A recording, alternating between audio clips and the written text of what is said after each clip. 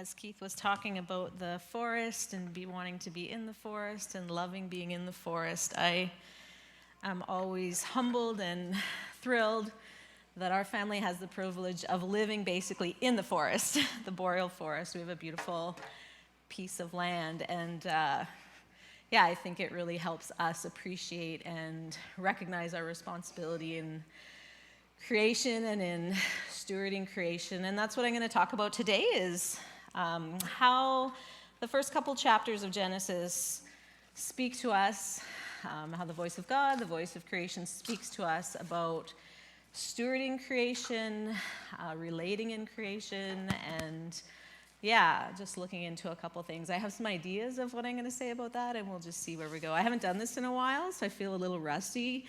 And of course, my wonderful husband had to listen to me for a few weeks, keep talking about all these ideas, and then he was like, oh, that's kind of long, you shouldn't include that. And then, of course, last night I took all his advice and changed it up, and he made it much better. So I'm looking forward to what happens here. We'll start off with, and I've never done the slides before, so if I forget and start not doing them, someone just yell at me and say, hey, catch up with those slides, because I think I'll forget. All right. So the creation narratives as our birth story, a love letter from our Creator God, our cosmic parent who birthed the universe, humanity, all creatures, and all of creation. That's a mouthful. And the way I'm going to approach today is just to take some points from some inspirations I've found over the last few weeks. One of those was a beautiful suggestion from one of my mentor parents, or what would you call that? Someone who mentored me in my parenting when I was having my first child. A dear friend who just exemplifies love and just grace and gentleness as a parent, things I certainly had to grow on. And one of the things she said was that, I didn't do it, but I love that she told me I should do it, and it's always stuck with me. She said that it's a good idea to write down, your birth experience and your what it was like and what you were thinking and what you're feeling as you're preparing to give birth, and put it all in a letter, and then when your child's older you can read it with him or her and enjoy that. Well, I didn't, because I was probably too busy or something, and now I wish I did, of course. But when I think of those words she said to me, it put me in mind of a new way to, or maybe just another way to look at the two narratives of creation in Genesis, in chapters 1 and 2, and just thinking about it, maybe taking a little creative license and thinking about it as like our birth narrative, humanity's birth narrative, creation's birth narrative, a letter from God about what it was like when creation was going on. And when I think of that, I think it just brings to mind an intimacy that we sometimes miss. I think we can get caught up in a lot of ideas about the creation story. And I know when my kids were little, I made them memorize the 7 days and what happened on each one and draw a picture and do a sentence. And I look back and I'm like, oh, I kind of missed the big picture there. And I hope they've caught up with it now. But certainly we can get so caught up in some of our ideas or the ways we're trying to position the creation narrative and the stories of creation. And there's a lot of issues around it. There's a lot of controversy. There's libraries full of controversy around it. And I think sometimes we can just kind of, what do you call that when you have blinders on? And what I want to do today is kind of step wide, but also step intimate, if that makes sense. So becoming really intimate with the story and taking it personally, but also remember it's a big story. And remember that it's about humanity and creation and all the things Keith's been talking about. So that's one of the inspirations. The other inspiration is from a book that I've been reading called Use Your Words. And it's all about being a mom and just trying to communicate the mom experience and write about it and think about it and kind of just take that in the enormity of it and somehow communicate it, or at least understand it for ourselves a bit better. And one of the beautiful quotes from that I've adapted a little bit to be relevant today from this book by Kate Hopper is that it takes great courage to give voice to the powerful emotions and fears that swirl deep beneath the surface of our daily lives, informing and shaping our relationship with the Creator and the world at large. So we're going to be courageous today And I have been facing some of my fears that I have around the Genesis 1 and 2 narratives about things I might have wrong and things I might have messed up and things I taught my kids or things I'm doing as I relate to creation that I need to think more about and change. And I appreciate that Keith is challenging us to do that through this series this summer. So courage and fear are the things that struck me as I considered these two inspirations. So the first thing I'm going to do is just read, so bear with me, it's kind of long. And Michael, I didn't mark where the slides end because I didn't think about using this. So if I keep rambling on and it's supposed to be on the next slide, you can flip to the next slide or someone just say, change slides. I don't mind if you interrupt me. And what you'll notice, we're all at different places in how familiar we are with the Genesis story and with the Bible in general. But one of the things that happens is, it's not necessarily confusing to people who lived in the ancient Near East because there was, it was pretty familiar to have oral stories and creation stories in their cultures. But for us, post-scientific revolution, we want things to be factual and clear and make sense and line up. And so it can throw us off a little bit that there's two narratives and they don't totally match up. But again, we're taking that big view. We're going intimate and creative. So if you do want to know why these stories might seem a little different or, there might be some things that come out of each one, you can make a coffee with Keith because he's always saying that he loves for people to take him out for coffee and talk about these things. And so I'm going to put that into his capable hands. But just hear what's in the stories. And in the first section, it's sort of like we're taking a big picture view. And then in the second, it's kind of like we're honing in. They're like, think of them as pieces of art or pieces of writing that are speaking to you about your story and about who we are as humankind. First one, Genesis 1. Here we go. So I'll try to remember. Okay, well, if I don't remember, I trust Michael's awesome at this. He can keep me caught up. Genesis 1, 26 to 31. And I didn't do the whole thing because it was too long, but these are the relevant sections.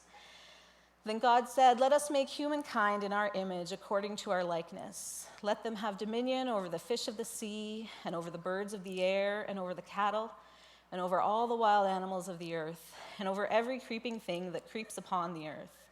So God created humankind in his image. In the image of God, he created them. Male and female, he created them. God blessed them, and God said to them, you got it, "Be fruitful and multiply and fill the earth and subdue it, and have dominion over the fish of the sea and over the birds of the air and over every living thing that moves upon the earth." God said, "See, I have given you every plant yielding seed that is upon the face of all the earth, and every tree with seeds in its fruit, and you shall have them for food. And to every beast of the earth, and to every bird of the air, and to everything that creeps on the earth, everything that has the breath of life, I have given every green plant for food." And it was so.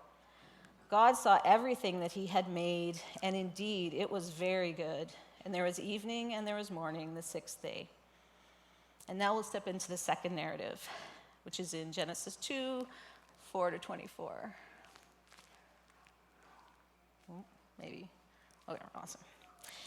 "In the day that the Lord God made the earth and the heavens, when no plant of the field was yet in the earth, and no herb of the field had yet sprung up, for the Lord God had not caused it to rain upon the earth, and there was no one to till the ground, but a stream would rise up from the earth and water the whole face of the ground. Then the Lord formed man from the dust of the ground and breathed into his nostrils the breath of life, and the man became a living being. And the Lord God planted a garden in Eden in the east.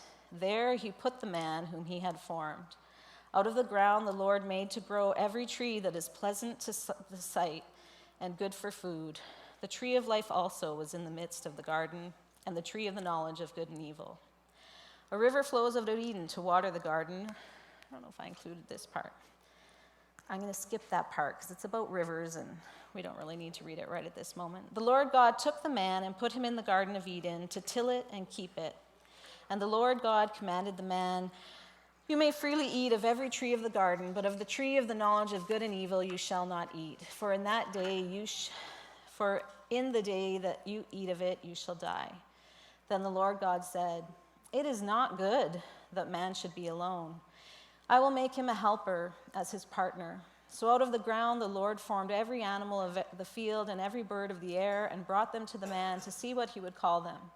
And whatever the man called every living creature, that was its name. The man gave names to all the cattle, and to the birds of the air, and to every animal of the field. But for the man there was not found a helper as his partner. So the Lord God caused a deep sleep to fall upon the man, and he slept.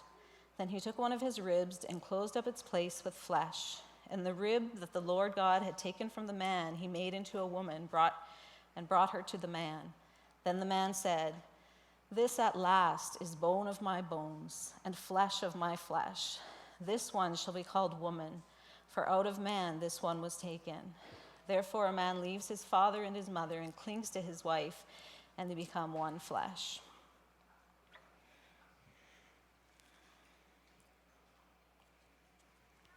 So obviously there's a whole ton of stuff in there.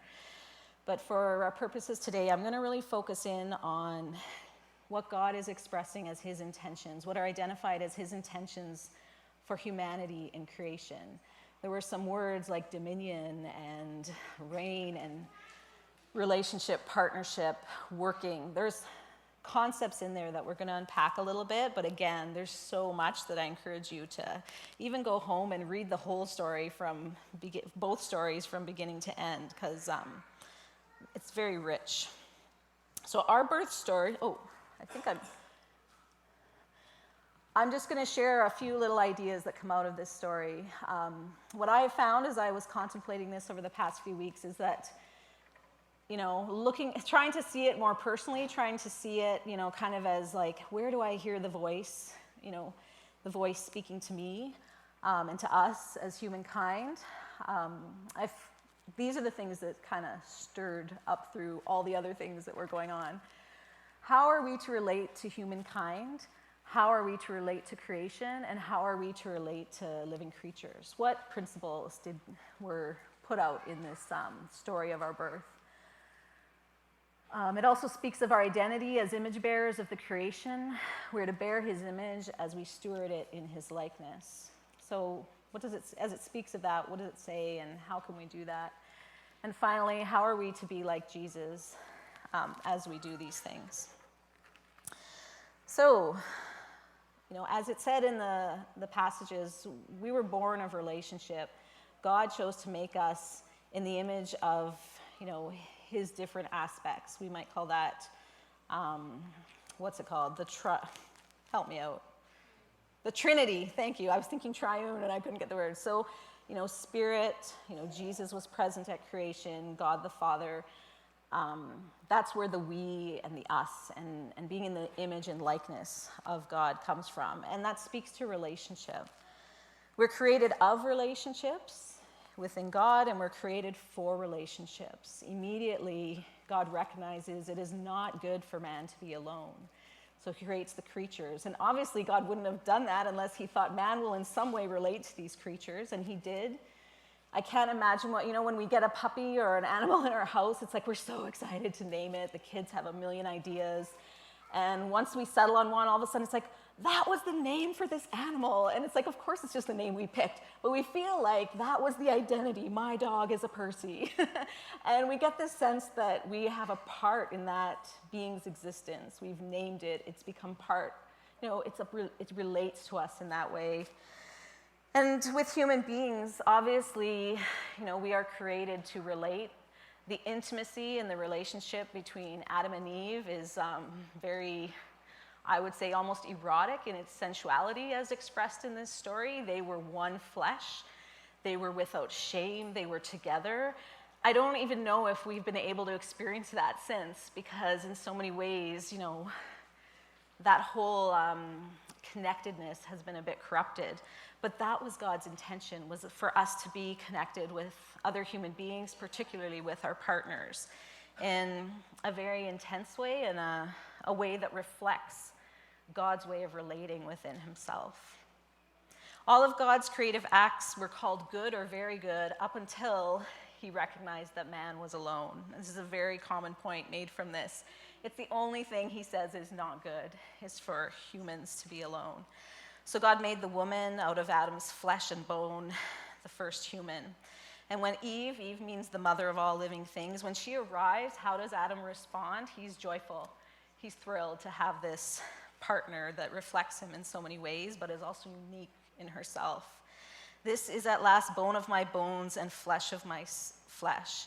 And so they embark on a relationship of intimacy, but a relationship that also has a purpose. You know, they have something to do. They are to work this garden. They are to, and if you imagine, you know, gardening is pretty trendy right now. And if you think about that, the reason is it brings joy. There's something special that happens. There's something very tactile and somatic that happens when we touch the earth and we touch the plants, and we, kind of like I said about the dogs, right? Like we feel like we're part of it. We want to have a, you know, we have a garden out here, and the children can get in there and put their hands in the earth, and they relate to each other, and they work it together. And even us as a community, we relate around that garden, and it's part of, you know, a part of our identity in some ways. There's a reason we wanted it there in the middle of, we used to call this the industrial desert. Trees have started to grow up, but when I was a kid, this was like a no man's land. There was like a few industrial parks in this area, but it was just like barren. So it's beautiful to think of bringing creation, bringing growth, bringing new life into this space. And that affects our relationship with each other, our relationship with God, and our relationship with those things that are going to grow up out of the earth. Eve was created as Adam's helper partner. You know, again, like I said, these chapters or stories are full of things that we touch on that can get a little controversial, but I think, you know, to emphasize that idea that partnership, what does that mean? What does it mean to, you know, we're forced to work together with, you know, we think of our coworkers. Sometimes it can be challenging to work together. And when we think even in our marriages or in our families, that word partner can sometimes feel distant. But God's intention was to say, this is something you're going to do together. This is a responsibility that you have to figure out and wrestle with and get messy with together. And again, that word helper indicates that like Adam, she would be doing the work with him. To be a partner is to work alongside, to work with, to enjoy the fruits with. Of course, you know, there's hermits that occasionally want to be off on their own, but I think, you know, if we see something beautiful, if we grow something beautiful, if, you know, I think of when I go on walks at my house in the beautiful creation, it's never quite as wonderful as when I'm with one of my family members or some friends. This beautiful relationship between the first humans got corrupted, of course, as we know the rest of the story. If you don't know the rest of the story, talk to Keith, and he's going to be covering that as the summer goes on. Sadly, you know, the story, you know, did get corrupted, and yet that's not the end of the story. God did intend for this story to carry out and, you know, carry on the new creation with Jesus. But that corruption that is there is something that we have to be honest about and wrestle with and dig into as we partner with other people and partner with those most intimate to us. I do want to just address, as not really a side note, but I think it's really valuable sometimes to dig in a little deeper into these words. And, you know, it can get messy talking about translation, but something that I've had to wrestle with over the last 5 to 10 years is the words used to describe Eve. And, you know, I don't think it would be too much of a surprise for me to say that in our Christian communities and our churches and our cultures over time, a lot of oppression and breakdown of that relationship has happened. And I think it's helpful sometimes to redeem words and to look into their deeper meanings. And the domination of women by men, and sometimes vice versa, you know, from what I read in this story, it's not in accordance with what God originally intended. That's not what the partnership was supposed to look like. I think it is a tragic consequence of, you know, the wrong turn that the first humans took when they started to break away from God's original intention. And it's it's heartbreaking that our birth story has been manipulated. The intentions that, you know, if you think of being a parent and your intentions for your children, I mean, you see, you know, I have teenagers, they're awesome, but sometimes I'm just like, that was not my intention when I had you for this to happen. And I think you know, how much that breaks God's heart when we do use manipulation or hurt or, Oh, thank you, Steve. Did it fall off completely? Thanks, Scott. It's right here. Oh. How long ago did that happen? We've been watching it. Okay, you know the problem is I have really big glass. My glasses have my glasses have a really thick arm. And Matt and I were saying how this is tricky. I mean, I could just can I do that? Yeah. Sorry. No, you're good. Oh, here. Let's get comfortable. All right. Some may say that was God's intervention for me to stop talking about the oppression of women and men. Just kidding. Anyways, that word helper, I just want to make the point that in other places in the Bible, that word is also refers to God. God is my helper. In Psalm 30:10, the Lord be my helper. So clearly, the intention wasn't that it was supposed to be a subordinate, dominant thing going on. So I'll just leave that with you. I just think it's really important as we try to hear the voice of creation to know that, that's something I think that we really need to redeem deeply as we try to steward well and relate to each other as we steward well.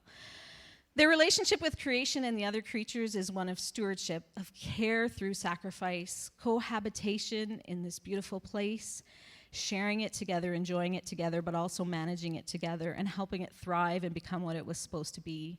They were to do this as image bearers of the Creator, and so therefore we are to do it as we relate and care for it, as God intended.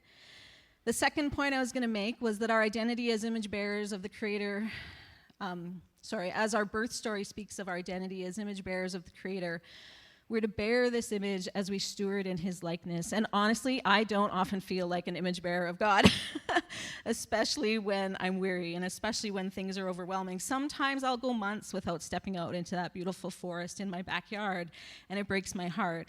I know at times when I've gone kind of in, I call it going to the dark side. I think I've mentioned that other times. It's almost like I resist wanting to go out there because secretly maybe I know that that's what I need. And sometimes Ryan will just come home and be like, go for a walk. Because he knows when I go out and I'm in those trees and they're giving off all those wonderful smells and all those oils that they give off, I do get revived. But sometimes I kind of want to stay in the dark. And sometimes that can feel good in a weird way, and I think that's the corrupted way. But the true way we're supposed to, respond is to take that as a gift, to take that creation and all the things it has to offer and be out in it. And that's part of our identity. God wanted to bring about a place where He could dwell with us that was beautiful. And a lot of different authors I was looking at, they speak of the cathedral of creation. And I just think that's a beautiful imagery, that we are to be out there in it, enjoying it with God in whatever way we can. And I do want to make a point that I recognize that it is somewhat privileged to be able to go walk, gnarly, trails and climb mountains. And I do know that some people can't do that. And I think it's really important that we think about that as we think of urban ways to share creation and urban ways to help people who don't have the mobility, don't have the ability to get outside on the edges of Thunder Bay. And I see beautiful things happening where people are bringing and stewarding creation in our city and making them more beautiful. And I know there are some people, and I hope none of you are among them, but I think it's good to just say this, is sometimes people can get a little annoyed that our tax dollars are spent on that. And I think we have to rethink that as stewards of creation. We need to rethink who we're sharing it with. We need to rethink our privilege and, why we need those. We need to put our resources into those things. So sorry, that's a little aside, but I just think it's important that we keep the picture wide. So what is it like to steward in God's image? Adam and Eve were formed in God's image, as it says. They were given dominion over creation, just as God had. Amazing that He trusted the dominion of creation to us. Obviously, we didn't do an amazing job, but yet He believed in it. He believed it was possible. He had a purpose, and he kind of had the long picture in mind. If you think of what would it feel like if you had I think of people who have beautiful gardens in front of their house, and sometimes you think about, would you entrust that to other people? I'm not so sure we'd all be comfortable with that if we had invested all the time and energy and financial sacrifice it takes to keep those gardens looking wonderful. I can't think of what a winter analogy would be. As a child, I would occasionally attend a Lutheran church with my mom and some members of our family, and it was very liturgical, and one of the things they would do is the proclamation of the Sanctus. Holy, holy, holy, Lord God of power and might. Lord God of power and might, heaven and earth are full of your glory. And I think that when we hear that the earth is full of God's glory, sometimes the liturgies can be beautiful because it reminds us, everything out there, everything around us is full of God's glory. So how does that affect as we bear that image of him, it's part of the glory of what was intended. What does that mean for how we steward it? What does that mean for how we care for it? What does that mean for how I respond when I see something that may not be... Actually, I just thought of a funny story that my son, Lucas, I think he went to class, but we were at a beach the other day, and there was some litter. There was actually a giant pineapple tube left. Shame on you if you did that. I'm sure no one in this room did, though, but it had obviously gotten a hole, and the people decided, And my son, Lucas, who was, wrestling with his image bearing of the Creator, was like, I said, okay, let's take that, let the water out. And he's just like, no, like, gross. I'm not touching someone's old slimy. And I'm like, no, wrap it up. And it was really interesting to watch a little 10-year-old wrestle with this idea that, no, it's not cool. Yeah, it's not our fault, but it's not cool to leave that tube laying on the beach for someone else to have to deal with. And, by the time we got it in the van, we took it home, and he's just looked at me. He's like, Mom, why did you bring that home? He's just like, and I said, well, should we have left it there? He's like, no. And that's where he was stuck, right? I didn't want to deal with it. We shouldn't have had to deal with it, but we can't leave it there. And I think sometimes that's where we get paralyzed, right? We know the right thing to do, and we know we should step out and do it, but sometimes it's kind of like, it's actually not my problem. So as image bearers, or as we reflect on being image bearers, I think we know what an image bearer of God would do in that situation, and yet sometimes, it's easier just to let it go.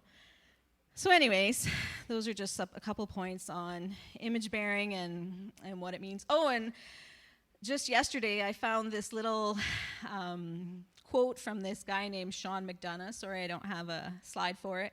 But he has an article called The Green Christ, which I thought was kind of a cool title. I just think his name's cool, Sean McDonough. I like Irish names. In the New Testament, the disciples of Jesus are called upon to live lightly on the earth. Take nothing for your journey, no staff, no bag, nor bread, nor money, and do not have 2 tunics. From Luke 9, 1-6. Jesus constantly warned about the dangers of attachment to wealth, to possessions, or power. How can we respond with this same humility, love, and compassion that this demonstrates? And I think that's just a beautiful way to just describe, Jesus' image bearing, the way he was the image of God. He lived lightly. He didn't cling to the things that were on the earth. And as we step into the third point, we lost our slides. How we are to be like Jesus in our image bearing. Give me one sec. I think I'm through one of my pages behind that I still need.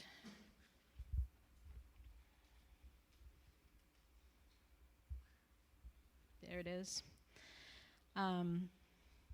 Oops. I was supposed to read that before I started yattering on about being in the Creator's image. This is from N.T. Wright. I'll just back up a little bit before I move on to Jesus. He obviously writes, if you've looked at anything of his, he writes a lot about creation and new creation. And one of his books, Why Christian Character Matters, had this quote in it, which I think I've actually shared it here before, but I think it's wonderful, and I'll just share these again. The garden and all the living creatures, plants, and animals within it are designed to become what they were meant to be through the work of God's image-bearing creatures what they were meant to be through the work of God's image-bearing creatures in their midst. The abuse of humans' authority, then, doesn't abolish its proper use. It doesn't cancel out the vocation. Humans are to enable the garden to flourish and to speak words which bring articulate order to the wonderful diversity of God's creation. So there, I just wrapped it up instead of starting it out that way. And on to the third point about reflecting Jesus as we steward and relate to and find ways to care for creation. The other day, I mentioned I was at the beach, and we were, getting ready. I was arriving, and I was getting ready to settle on a blanket, and these dogs were running around. They were all kind of wet. They weren't like awesome dogs. They were just mutts like I grew up with. And they were running around, and they were all wet. And to be honest, I love my dogs. Actually, I get grossed out by my dog slobber as well, but I don't really like dog slobber. But I love dogs, and I slept with dogs as a kid. My best friend was my dog.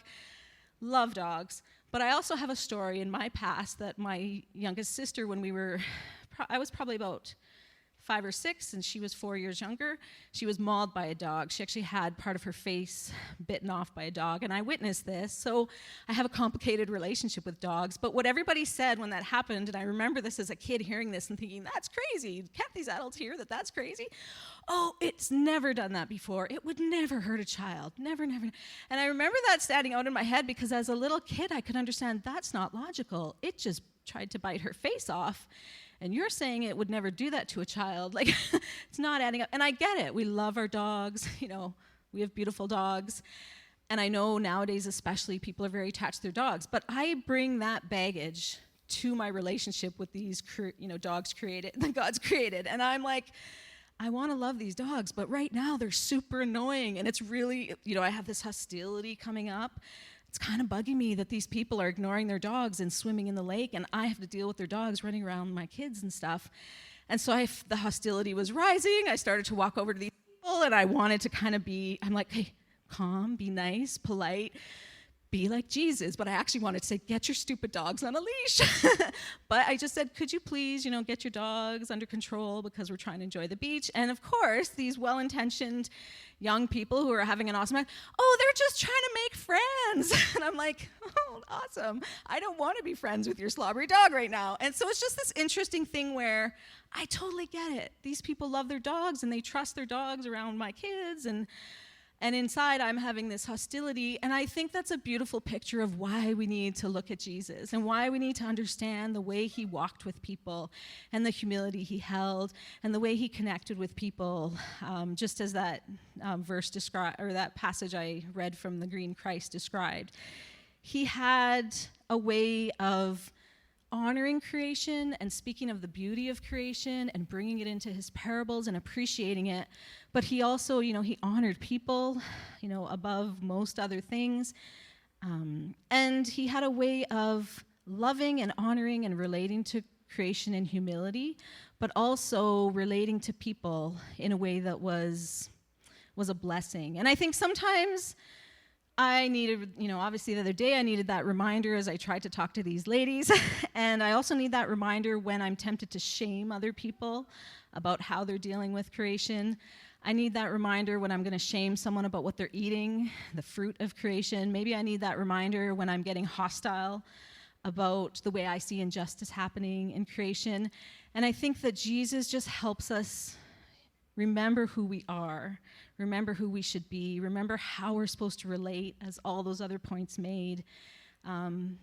Just enjoying and protecting and honoring creation, but also being humble and careful in the way that we do that, so that we're not suddenly, in our desire to steward creation, we're throwing human beings who are created in the image of God under the bus or becoming hostile with them. And I think that's just something that's really relevant in our culture here in the West, and particularly in North America and Thunder Bay, where, there are a lot of ways that our creation can be dishonored and disregarded, and it's hard not to be hostile towards people who are doing that. And speaking of Jesus, John started his gospel with another creation account. In the beginning was the Word, he wrote. All the things were made through him. The light shines in the darkness, and the world became flesh and dwelt among us. And I think that this is like John speaking to this fulfillment, and Keith's, done such a great job of helping us try to understand that. And I'm not going to go into it, but I think that's where I want to land with Jesus is he is our way. He is bringing us, into the new creation. He's helping us have it here on earth, and I think we need to look to him as we do this and put hands and feet to it. John's deliberate use of language from Genesis helps us see the coming of Christ as a new creation. It also helps us understand God's purpose in creation from the start and our role in it. And I'm just going to finish up with two quotes that didn't really fit anywhere in my message, but I really like them. And that's just how it goes sometimes. There's never enough space to include it all. God, the creative spirit, has formed nature, and he has entrusted the earth to us, his sons and daughters, as an inheritance, but also as a task. Our garden must become his garden, and our work must further his kingdom. Eberhard Arnold, not sure I got his name right. He was a German theologian. Don't know a lot about him, but there was a wonderful blog post by somebody else that had this quote, and I just thought it was beautiful. And the second one is again from N.T. Wright, and I think some of us can remember back to when our former pastor Chris was reading one of N.T. Wright's books, and he mentioned Thunder Bay in a not so awesome way. And this came from a blog post in which he mentioned that again. And if you want to know that story, you can come and ask me or ask someone else who was around at the time, or just read the book. The resurrection of Jesus is the reaffirmation of the goodness of creation, and the gift of the Spirit is there to make us the fully human beings we were supposed to be, precisely so that we can fulfill that mandate at last. What are we waiting for? Jesus is coming. Let's go and plant those trees. And obviously, that's a very trite way to end, but I think it kind of brings things into focus. There's stuff we can do, so let's just go do it. And I hope you're encouraged to go and do some of those things as, in relationship with one another, as image bearers of the Creator and reflecting His love of His creation, and as people who want to be like Jesus. Thanks.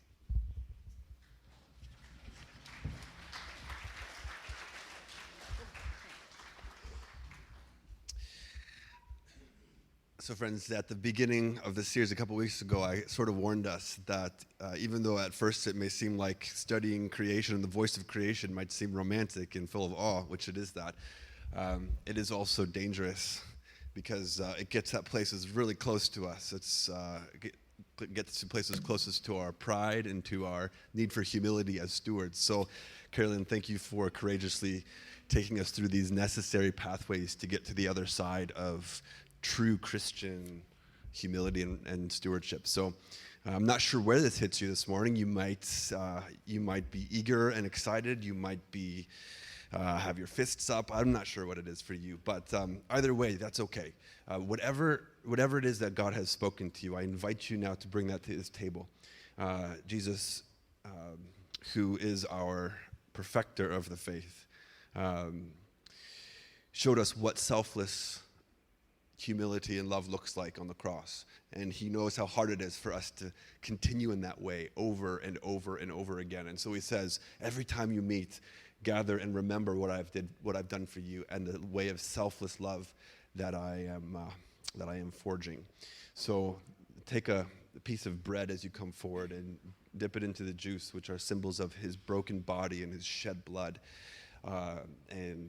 Whatever it is that you have on your heart, I invite you this morning to bring that to the table and to God Himself.